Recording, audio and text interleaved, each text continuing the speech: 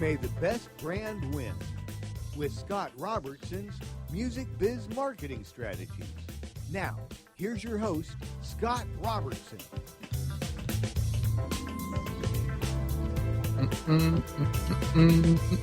Yeah, happy Friday, everybody. You are tuned to May the Best Brand Win right here on Intertalk Radio, the undisputed leader in music biz talk. I am Scott Robertson, your host, and dare I say confidant on the journey into marketing. And with me on the air today, I believe, is the man behind the buttons over there, Paul B. How's it going, my man? Good. Hello. How's your Friday going so far, Paul? Pretty good so far. Good. Big plans for the weekend? Not playing it by ear.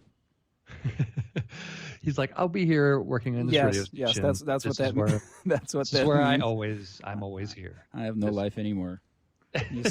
Just fighting computers, wires, and staving off the forces of chaos for one more day. Right on. Well, I like it. Well, good. Well, hey, out there in listener land, if you have a question for me, I am the president and CEO of Robertson Communications, named for me, actually. And you can email me at scott@robertsoncom, 2 M's like communications.com. And I'll be happy to answer anything from there right on the show. If you've got questions, queries, those kind of things, just shoot me an email and let me know that you listen to the show and you have a question, and we can maybe dig right into it on the show. Today's show, we're going to be talking about launching stuff. Not necessarily like rockets or anything like that, but actually the idea of a product launch or a company launch. And really it's one of the more common assignments that public relations and communications firms and practitioners get, is to launch new things, new companies, new products, new records, new bands. New is sort of the new-ness.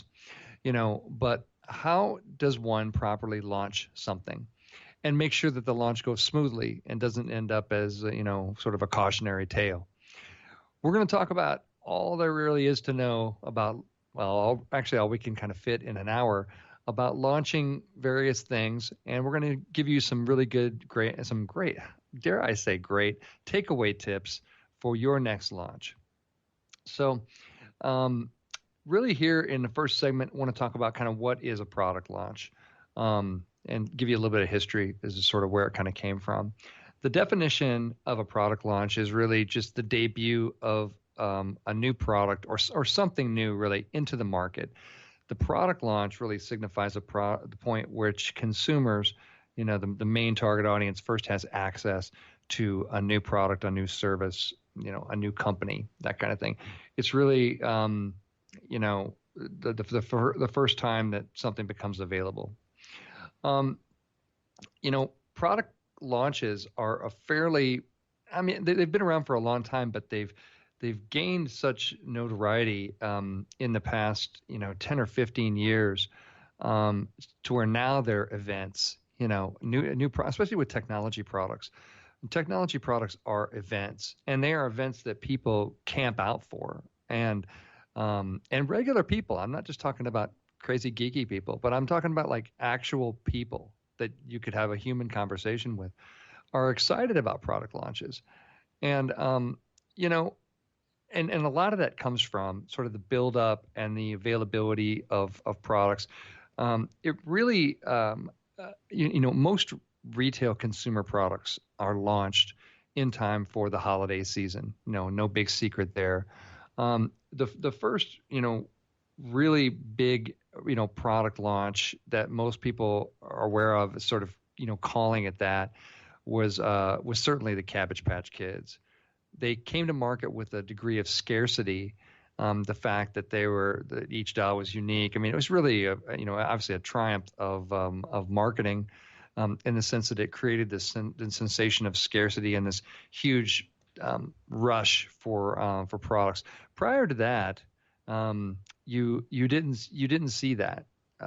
You didn't see that things launching in that window and becoming, and then ever since that time, there have been other companies trying to replicate that success and be the hot product of the holiday season, one of 5 or 6 products that can be considered that hot product.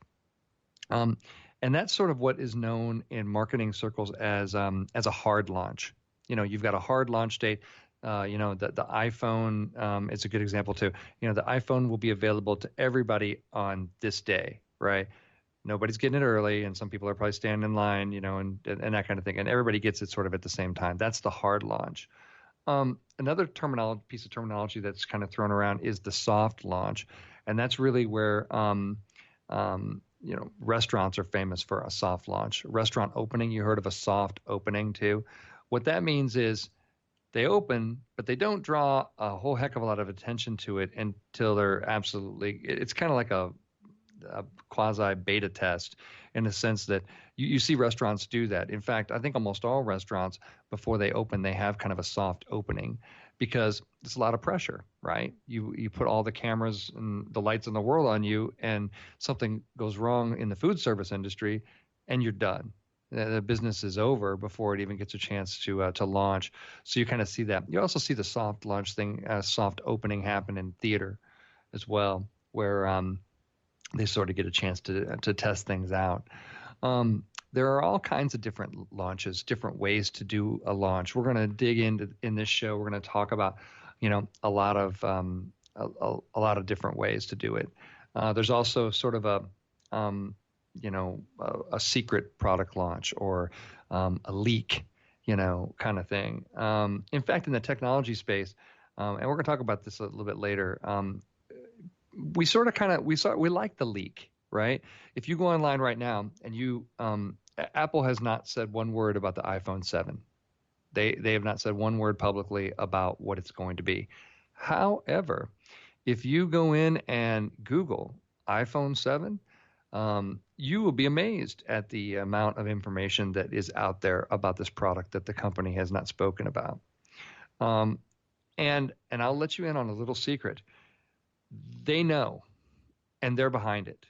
The secret launch or leak strategy is used by a lot of technology companies, and really, it sort of plays to to our humanness.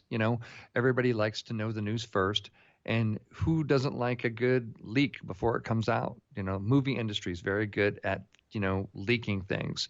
That's why they do that to build up demand, to continue the buzz, to do all those things that we do in marketing, and they can be very, very effective. For example, the Captain America movie that just came out, Captain America: Civil War. You were seeing still photographs and daily footage and behind the scenes stuff and all kinds of things put into the market in a very, very strategic manner in order to build up to the launch of a film. Films are interesting because they have to make all of their money in a ridiculously short period of time. They only have, about 6 or 8 weeks to make all the money that they're going to probably be able to make, aside from the DVD launch and the movie launch, later at the in-home on-demand kind of side of things. But in terms of the theatrical launch, you think about it. Movies like Captain America that cost hundreds of millions of dollars to make, they have to make hundreds of millions and billions of dollars in a very short period of time. So they have to make sure that people are primed and ready to go in the very first few weeks, because then there's, especially in the summertime, there's other stuff that comes to replace it. So as a marketer, you have to think about your strategy, and you see this leaking and secret launch strategy used quite frequently. At least a year in advance, you will see footage leaking out, interviews being talked about. You'll see that kind of stuff to sort of build a buzz. You can't do the behavior that they want you to do, which is to go see the movie. But what they're absolutely gunning for is the fact that you have it marked on your calendar that you're going to be in that opening weekend for them. And again, movies aren't completely unique in that. Obviously, music, definitely in the same ballpark. And there are certainly some, technology products that try to, launch that way as well. Almost every technology product has an element of leak, secret launch strategy employed there. So let's talk about a few things that you need for a good launch. And, obviously, you get a lot of people different people in the room talking about what is a good launch. To me, a good launch is a starting point. Unless you're doing a film, and then you do have that financial objective that you need a lot of people to see the movie very, very quickly. But for most, products, I mean, let's say, I spend a lot of time dealing with musical instrument launches and musical product launches and technology products around that. For that, what you want to do is you want to make sure that you have laid the groundwork for a successful entry into the marketplace. I look at it that way. I don't really put all my eggs in the basket that if we if we don't own the world in our opening weekend, then everybody should just start packing up their desk. I don't see it that way, but I have a long view of marketing that is basically, I think it's important to understand, where you're going, and the launch is a fantastic way to get going. And we're going to talk in the course of the show about about a lot of things related to launches. But some of the most successful launches that I've been involved with have really laid some very good groundwork for obviously what was to come. And obviously very good PR driven launches are about heading somewhere important. Hey, when we come back in segment 2, we're going to talk about when launches go wrong. We're going to use some bad ones. I'm going to share a couple of bad ones from my own travels. See you back in the best kind of fan. Talk Radio, Undisputed Leader. It's Biz Talk. Come on back.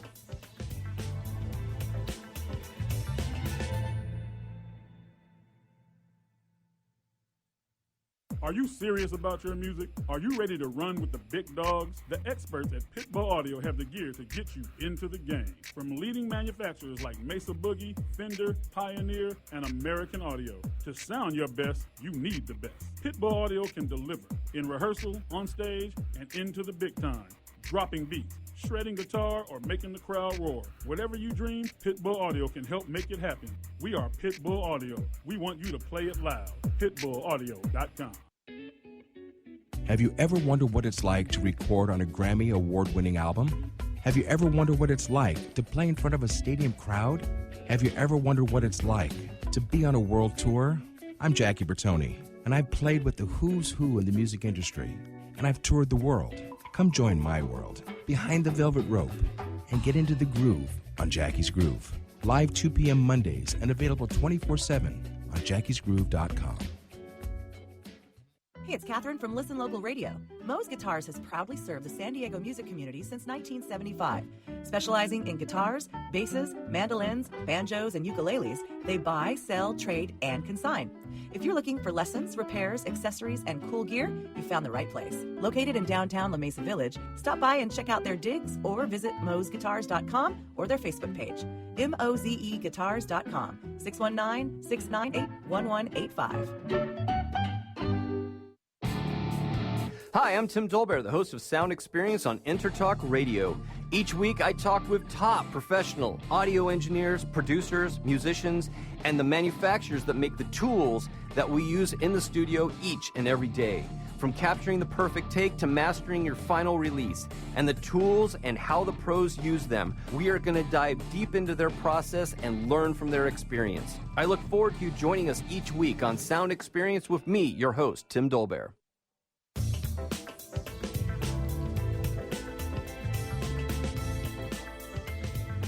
May the best brand win with Scott Robertson's Music Biz Marketing Strategies.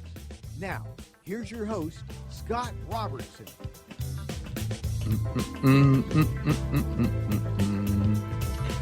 Hey, hey, hey. You are tuned to May the Best Brand Win on Intertalk Radio, the undisputed leader in music biz talk. I am Scott Robertson, your host, friend, educator, and bass player, as it turns out. And with me here in the studio is Paul B., still making sure we're clicking and jiving. How's it going? Good, still firing away. Excellent. Love it, love it, love it, love it. And today we are talking about launching stuff. Very fun work. Certainly if you work in communications for any length of time, you're going to be launching things. That's just how the world works. So in the first segment, we kind of talked about where does the idea of a product launch really come from? What are some strategies that people use to do a launch and think about a launch? In this segment, I really want to talk about let's talk about some bad ones, because I think we can learn from the bad ones. I know I do. So from the Huffington Post, and they put together some of the worst product flops of all time, which was considerate of them, unless you were involved in any of these launches, in which case we apologize. What one of them they said was the Arch Deluxe. The Arch Deluxe was a quarter-pound burger McDonald's released in 1996, and it just sounds nasty. It came with lettuce, onions, tomatoes, ketchup, and a mayonnaise Dijon mustard sauce on a potato bread roll. They spent $100 million to launch it. They didn't get a fraction of that back, and it's earned its place as one of the most giant product flops of all time. Apple's Newton message pad back in the year 1993. They spent $6.3 billion, and one of the first products to offer basic computing functions in a handheld device. And its technology was revolutionary, but it was met with excitement and favorable reviews, but they sold next to none of them. So, they really didn't do much wrong except for sort of being ahead of their time, honestly. Most people that look back on Newton say, clearly Apple, made good on its promise to put these tablet devices in every home, in the country. They just had to wait a couple of decades to do it. So that's the Newton. The Zune. Oh, Microsoft. Come on now. 2006, they decided they were going to create their own iPod, and they created a terrible iPod called the Zune. And, of course, it had all kinds of performance issues. It was a Microsoft hardware product after all. So, not their core competency.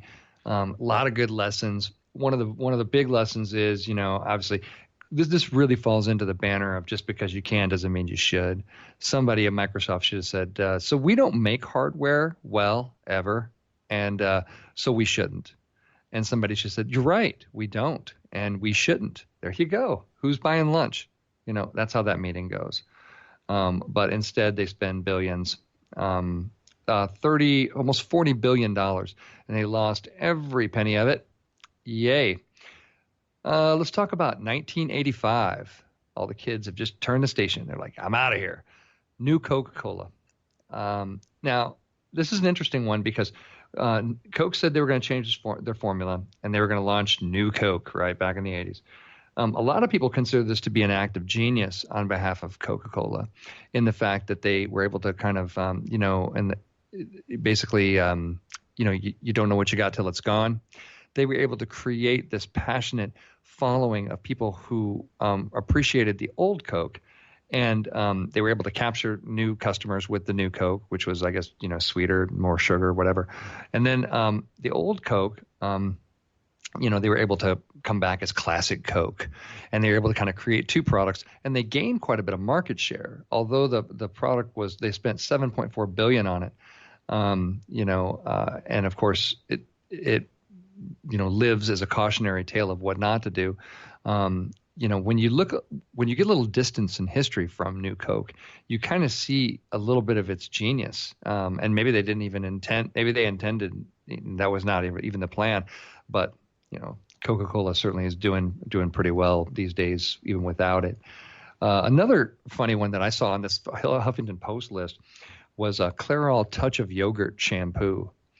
So somebody's sitting around and says, yogurt. This was launched in 1979, and they spent $8.1 billion in 1979 on shampoo, which is a lot in 1979 on shampoo.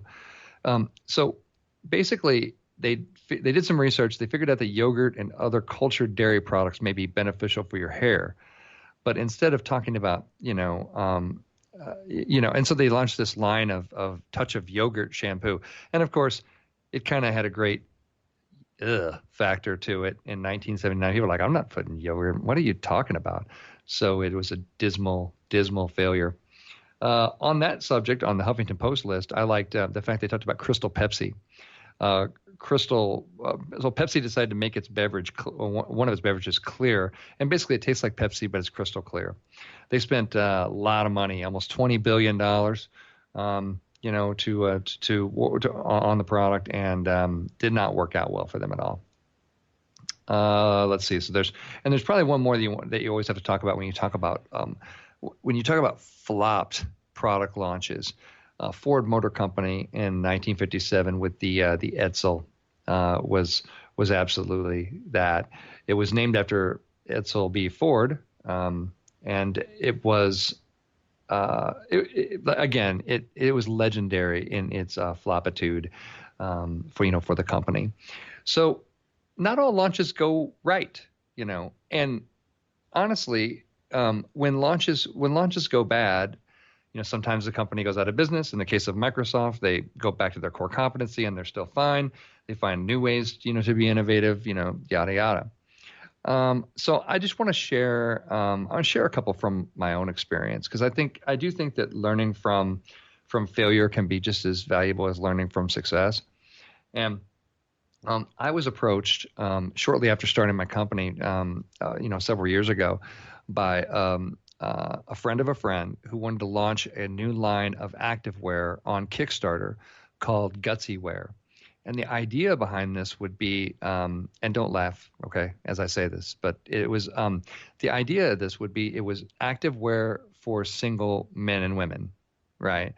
And they wanted to build this brand of like this wear, so like they could kind of like be proud about it. And it's like this subtle symbol. So you see another person wearing this Gutsy Wear activewear. The idea was build a clothing brand, around this idea that it's for single people, and it like lets other single people know, hey, I'm available. And it kind of, from a certain perspective, you can kind of talk yourself into it. But my spidey sense was going off from the very beginning, and I didn't listen to it.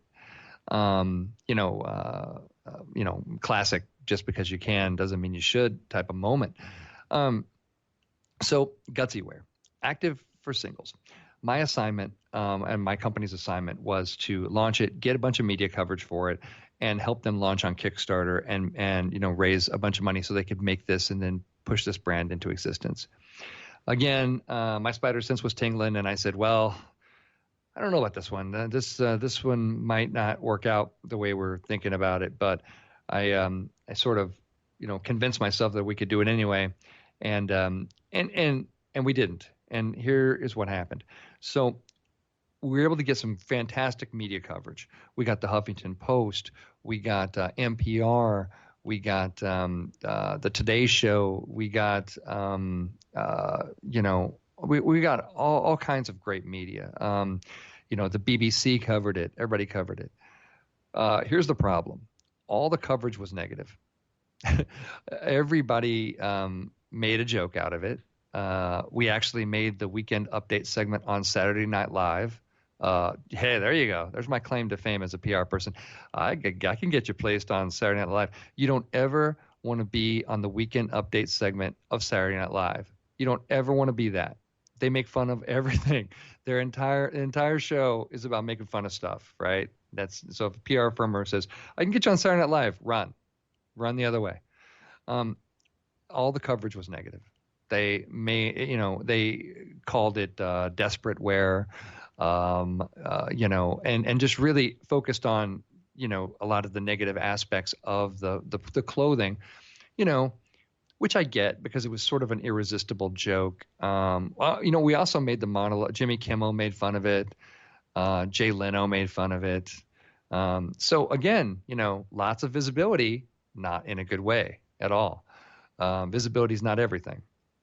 And, sometimes when they say, all publicity is good publicity as long as they spell your name right, that's not true when you're launching something on Kickstarter. So they came well short of their Kickstarter goal. And basically, the company just completely spiraled out of business.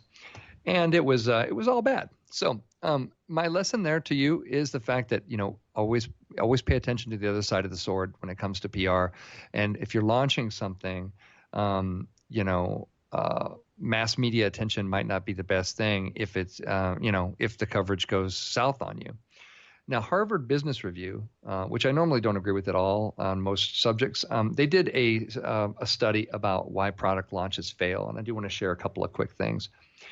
One of the first flaws they said was that if the company can't support fast growth, they say you need to have a plan to ramp up quickly if the product takes off. Well, good problem to have, obviously. And I think that goes without saying. You need to be, expect success and be prepared for success. Number two flaw they said was when the product really falls short of the claims that it's making, the promises, and it gets bashed. And that also, the Kickstarter thing we just talked about, Gutsyware, got bashed all over the place. And they said, make sure that you delay your launch until the product's really ready. Flaw number three, they said that if the product exists in product limbo, if it never comes to market, then it obviously it's going to be a failed product launch. You ever see, when you go to the NAMM show and you see a bunch of those products, a lot of people say that NAMM stands for not available until mid-May.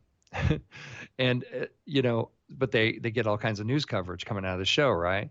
But you have to have the expectation that, it's going to come to market at some point. But, obviously music products companies push their announcements for the NAMM show, and you just have to have an expectation that it's going to come to market sometime in the spring, So that's kind of the ugly part of product launches. We talked about that. And when we come back, we're going to talk about who's winning and losing out there in the wild world of marketing. You are tuned to May the Best Brand Win on InterTalk Radio, the undisputed leader in music biz talk. We'll see you in a few minutes. Thanks.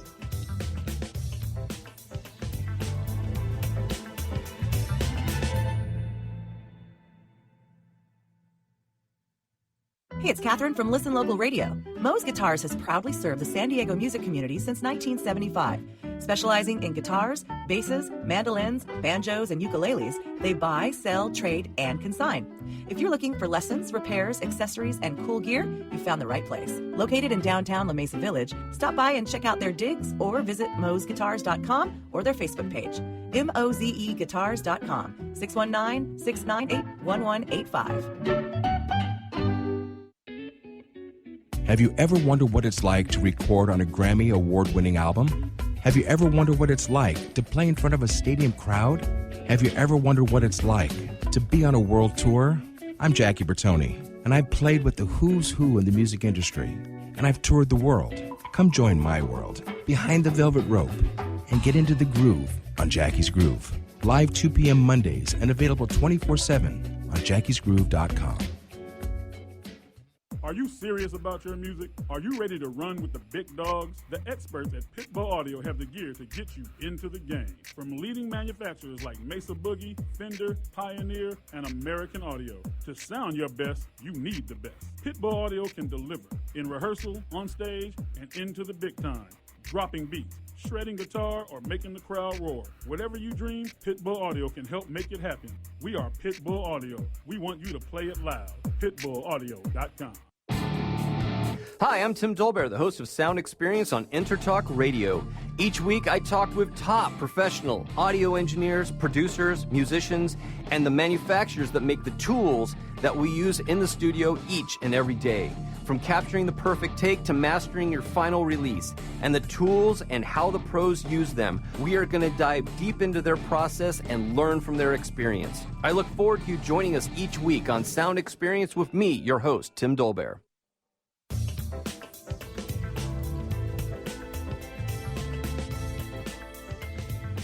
May the best brand win with Scott Robertson's Music Biz Marketing Strategies.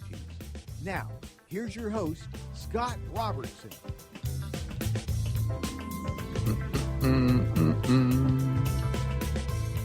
Yeah, happy Friday, happy Friday. You are tuned to May the Best Be the Best Brand Win on InterTalk Radio, the undisputed leader in music biz talk. And I'm your host and buddy, Scott Robertson.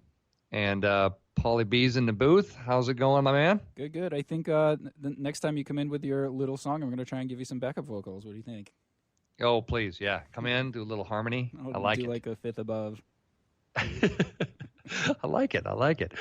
Well, today we have been talking about launching stuff, all kinds of stuff. And in first segment, we talked a little bit about, product launches and different types that there are. Segment 2, we talked about kind of when they go wrong and some of the more famous flubs out there. And, that segment could have gone on forever. There are so many, product launches that you can look at and, and say, hey, that didn't really go off so well. But here in segment 3, as we always like to do, we like to talk about who's winning and who's losing out there. One of my favorite parts of the show, because I basically get to just vent about things. And here's the first one. So in the losing category, our buddy Gene Simmons from Kiss decided for some reason to comment on the death of Prince recently, and he called Prince's death, quote unquote, pathetic. Yeah. So, and there was another story. Nikki Sixx was talking to a radio station earlier this week, and he basically said he has no respect for Gene Simmons after Kiss's co-founder's statement that the Prince was pathetic. Simmons received a lot of backlash from friends, family, a lot of Twitter feed stuff, basically just talking about, those ridiculous comments that he taking swipes at Prince. And of course I agree, obviously most people agree. Some people got on Facebook and they said, well, what's wrong with what he said? It's true. It's because it's not true. It's because he's making a statement that he believes that Prince died from an overdose of drugs, and there's no actual, what's the word we're searching for? Evidence to support that. There is no cause of death that has been determined like that, in terms of substance abuse or anything like that. Sometimes people just get the flu and die. When you're in your 50s, the flu's a killer. It's absolutely has always been a killer and still is, apparently. And I can totally, just from my perspective, I can see it. The guy, is not sleeping for a long time. He's hospitalized for the flu. He says, no, leave me alone. I'm fine. And the flu will kill you if nobody else is around to make sure that you're okay if you collapse.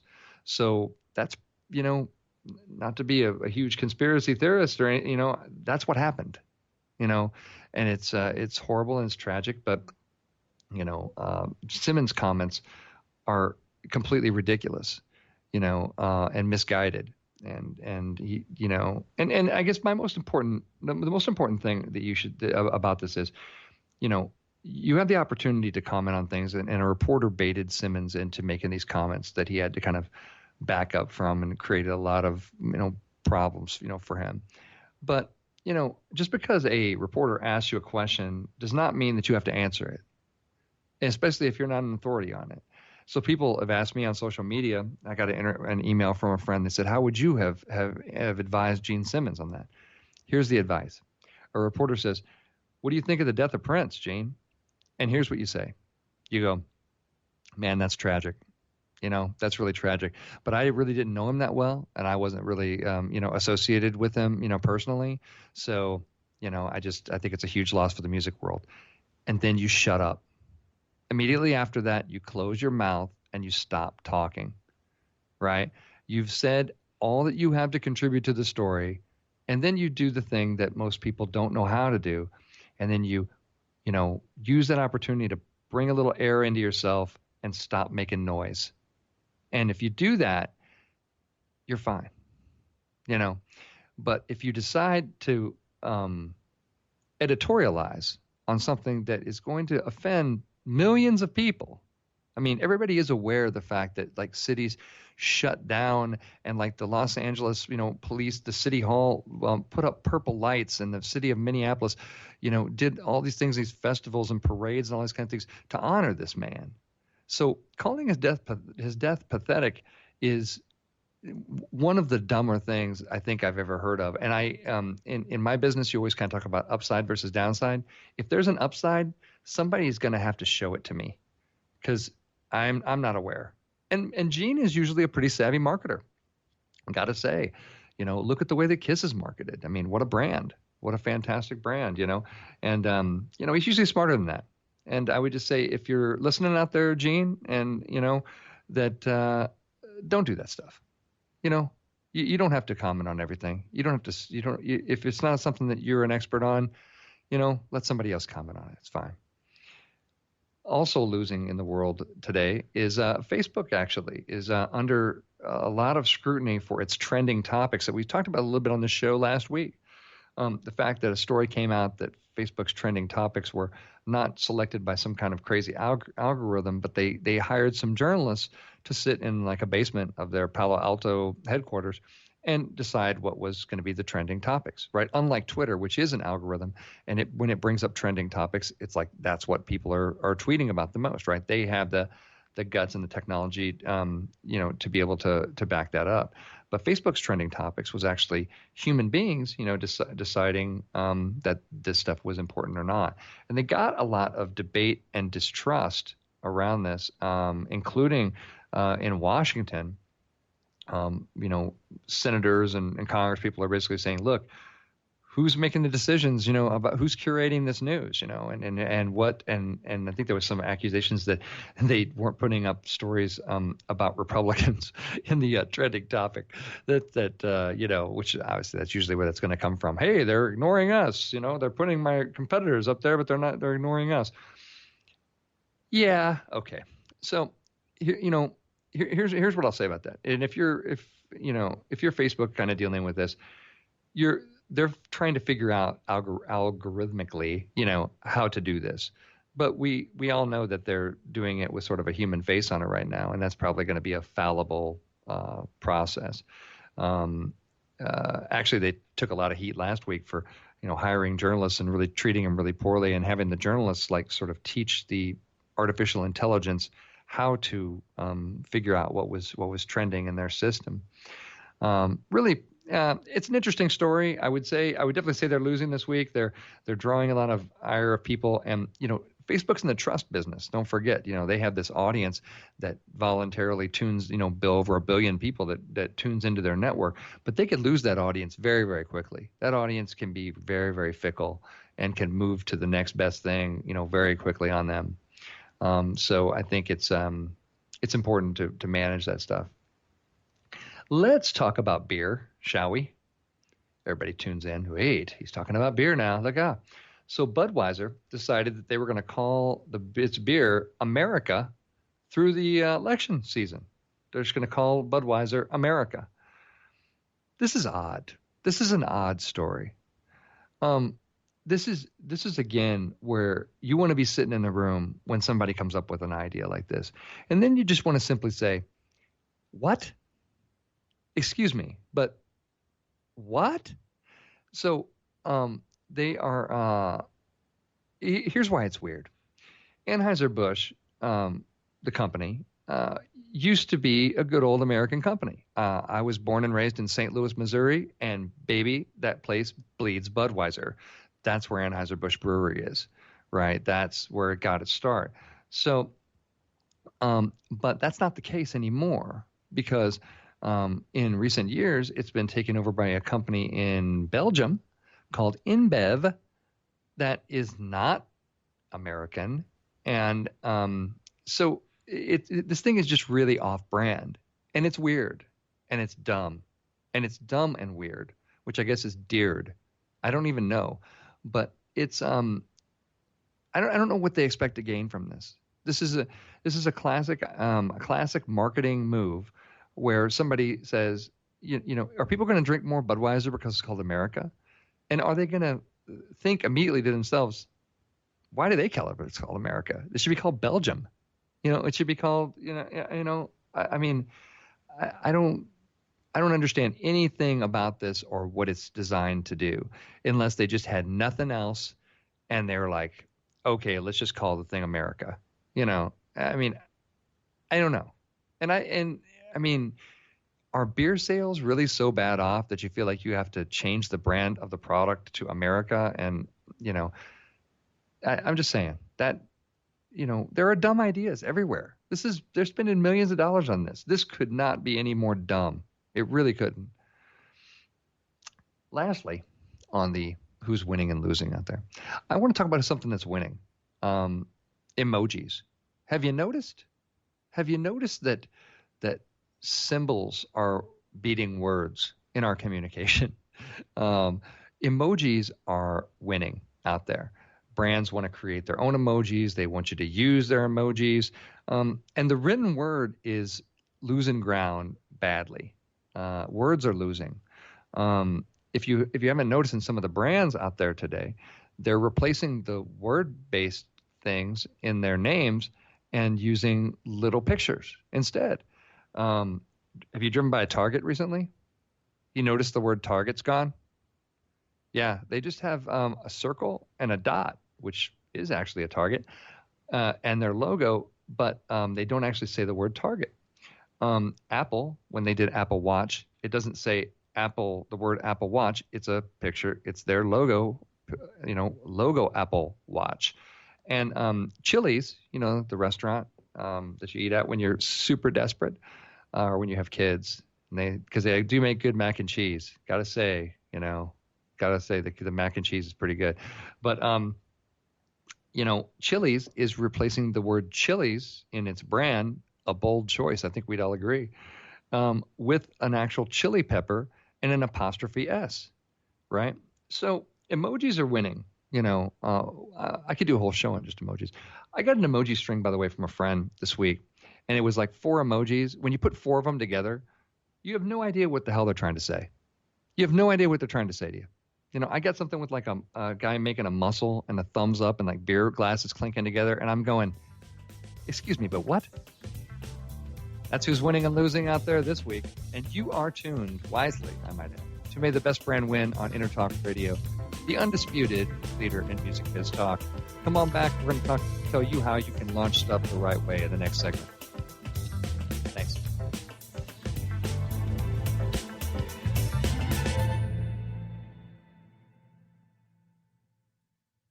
Hey, it's Catherine from Listen Local Radio. Moe's Guitars has proudly served the San Diego music community since 1975.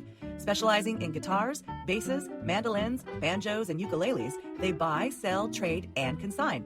If you're looking for lessons, repairs, accessories, and cool gear, you found the right place. Located in downtown La Mesa Village, stop by and check out their digs or visit moesguitars.com or their Facebook page.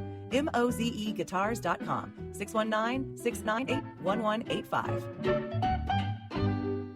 Are you serious about your music? Are you ready to run with the big dogs? The experts at Pitbull Audio have the gear to get you into the game. From leading manufacturers like Mesa Boogie, Fender, Pioneer, and American Audio. To sound your best, you need the best. Pitbull Audio can deliver in rehearsal, on stage, and into the big time. Dropping beats, shredding guitar, or making the crowd roar. Whatever you dream, Pitbull Audio can help make it happen. We are Pitbull Audio. We want you to play it loud. PitbullAudio.com.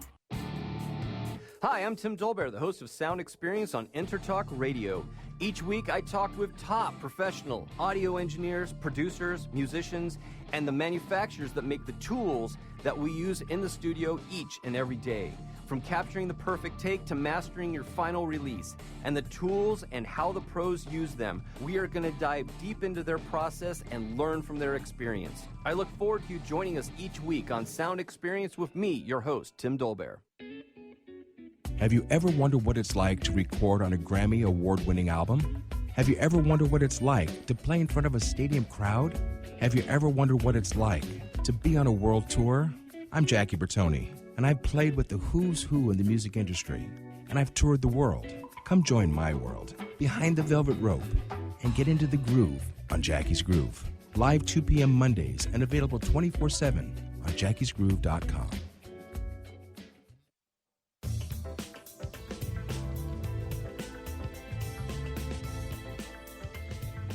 May the best brand win with Scott Robertson's Music Biz Marketing Strategies. Now, here's your host, Scott Robertson. Happy Friday, everybody. You are tuned to May the Best Brand Win on Intertalk Radio, the undisputed leader in music biz talk. I am Scott Robertson, and still with you here well into segment 4, hanging in there only because of the scotch. And with me here on the air today is Paul B. in the booth. How's it going, my man? Good. I wasn't aware this was a scotch drinking show. I'm I'm drinking coffee like a dork. Exactly. You got to be cool. You have to lean into your addictions, as I say. I mean, you got to lean into that stuff. Right on. It's good.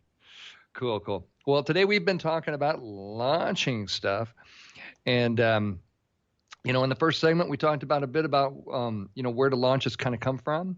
In the second segment, we talked about some really bad ones, including one from my own files. I actually have a few more, by the way. And never scared to talk about them. Like I said, there's always a good lesson in there.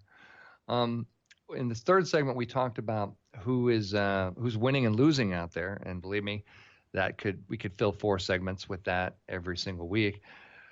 But here in the fourth segment, what I always like to do is really make this, now it's all about you. Now it's all about how to give you a few takeaways that you can launch stuff. Hopefully the right way. There's certainly not one way to create a launch, but I can share a few tips that certainly work for me and things that I try to do. Number one, as with anything sort of marketing communications related, you need to have a specific launch plan, and that includes let me say a little more about that. Sort of what everybody's expecting to get from the launch in terms of the outcomes.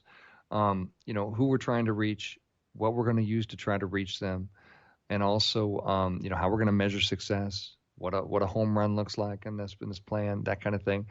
All of those things, and very important, obviously, is an execution timeline. To make sure that we, know when certain things have to get done, and you really, if you're doing a hard launch and you've got a hard launch date for when something's coming out. Boom, the first date to put in your timeline, and you start to sort of kind of reverse engineer back from that date. Usually if it's a piece of software, I am a fan when you're creating a launch timeline. I like to give myself a bit of a buffer zone because software can go haywire in a couple of ways on you. If you're the communicator, here's what you should know. It's going to slip. The deadline is going to slip. It's going to have bugs too, just so you know. So don't, whatever they tell you it's going to be ready, give yourself a couple of weeks after that so they can iron out the bugs, especially before you're gonna hand stuff to the press and they're gonna report on it. I guess it depends on the particular relationship with the reporter, going like that. But just understand that the development cycle in software, it slips. And one of the best ways to launch software is, they have usually there's a user community out there, and they'll launch it first out and let people kind of beat things up, and before they even make it like the soft launch strategy works very, very well for software.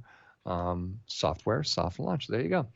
But in your plan, make sure you've given yourself enough time. And I would say 60 to 90 days minimum. I had a company that called me last week, and they said, "Hey, we're launching something. We've got a brand new revolutionary patent, and we want to get coverage, in the Wall Street Journal, the New York Times." And I said, "Oh, great. When's the patent, coming out?" And they said, "Oh, next week." I said, "Wow." Hey, Scott, this is Florentino. You are breaking up a little bit, brother. What we're going to do is we're going to have you hang up and call back in from our Skype connection. But, folks, you've been listening to May the Best Brand Win. So stay tuned. Scott will be coming right back to us here in a short second. And Scott is back. Okay, there we go. Sometimes we got that little internet glitches happening. So I carried the show as best I could as I'm trying to get you connected back in, man. So here we go. Right on, man. Thanks. Well, good. Well, we were talking about giving yourself enough time, and it's really, really important to do that. It's really, really important. If you have a revolutionary, world-changing patent, don't give your communications team 5 days to launch it.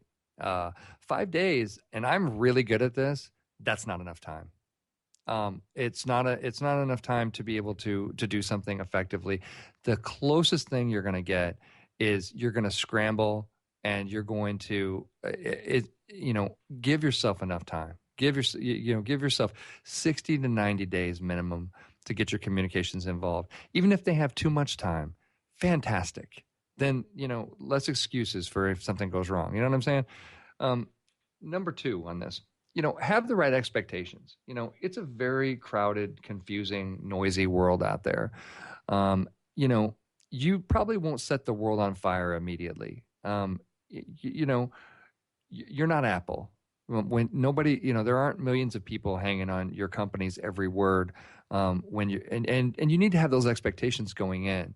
Your expectations should be, again, that you're growing things, but I always find that starting on a marketing campaign with the right expectations is just key. Number 3, pre-brief the people who are going to be talked to by other people about this thing. So in the PR world, especially in the technology PR world, you want to be talking to analysts. Analysts get calls all the time from reporters saying, "Hey, in this segment, in the mobile app segment, what do you know about this company? What do you know about these folks? That kind of thing." And you want to make sure that they've been briefed by you. There's no reason not to do it. I'm a big fan of figuring out who those analysts might be, and then make sure that you kind of have that. And plus, they can give you great feedback, by the way, too, because they know everything about the market and are unbiased usually. Also, you might want to pre-brief some key media. We talked about the importance of leaks, right? Do you know how leaks happen? You do them. You leak stuff out. You do, yeah. I don't want to rain on anybody's parade that it's like some investigative reporter somewhere like cracking open a safe, but that's not how it happens. How it happens is somebody says here, and they post something on a forum, and their email address is suspiciously from Cupertino, California, and says apple.com. That's how it happens. So leaks are intentional, most of the time. And that's fine. It's like it's a little bit of a marketing gimmick.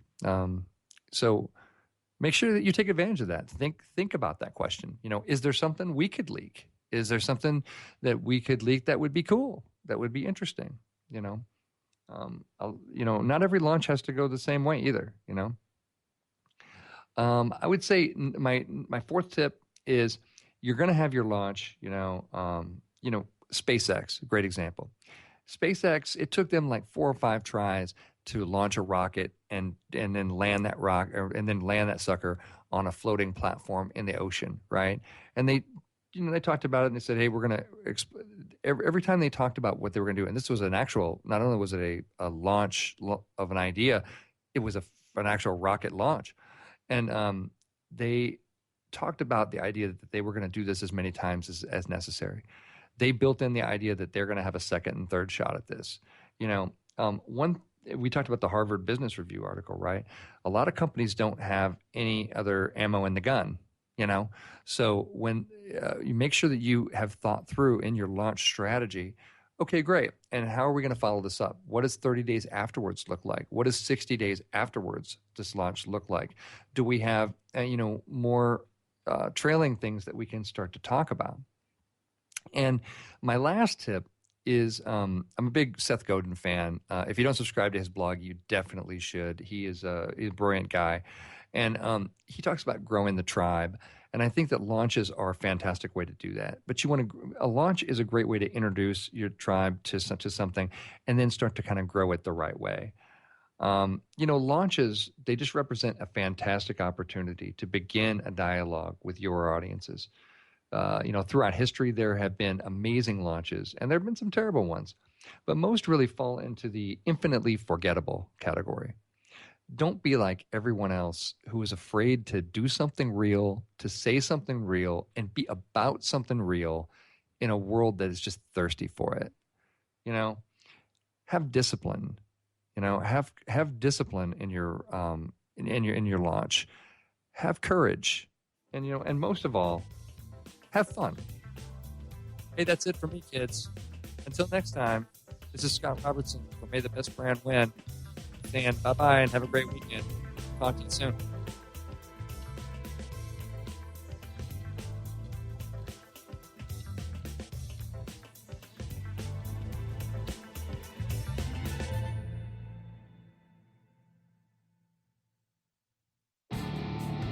Hi, I'm Tim Dolbear, the host of Sound Experience on Intertalk Radio.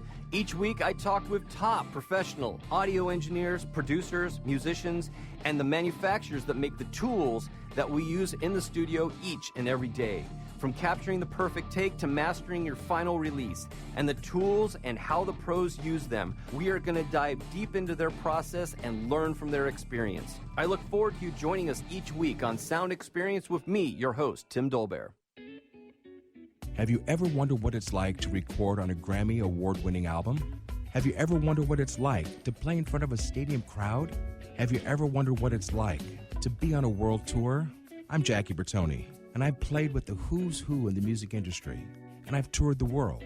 Come join my world, behind the velvet rope, and get into the groove on Jackie's Groove. Live 2 p.m. Mondays and available 24/7 on jackiesgroove.com. Hey, it's Catherine from Listen Local Radio. Moe's Guitars has proudly served the San Diego music community since 1975. Specializing in guitars, basses, mandolins, banjos, and ukuleles, they buy, sell, trade, and consign. If you're looking for lessons, repairs, accessories, and cool gear, you found the right place. Located in downtown La Mesa Village, stop by and check out their digs or visit mozguitars.com or their Facebook page, mozeguitars.com, 619-698-1185. Are you serious about your music? Are you ready to run with the big dogs? The experts at Pitbull Audio have the gear to get you into the game. From leading manufacturers like Mesa Boogie, Fender, Pioneer, and American Audio. To sound your best, you need the best. Pitbull Audio can deliver in rehearsal, on stage, and into the big time. Dropping beats, shredding guitar, or making the crowd roar. Whatever you dream, Pitbull Audio can help make it happen. We are Pitbull Audio. We want you to play it loud. PitbullAudio.com.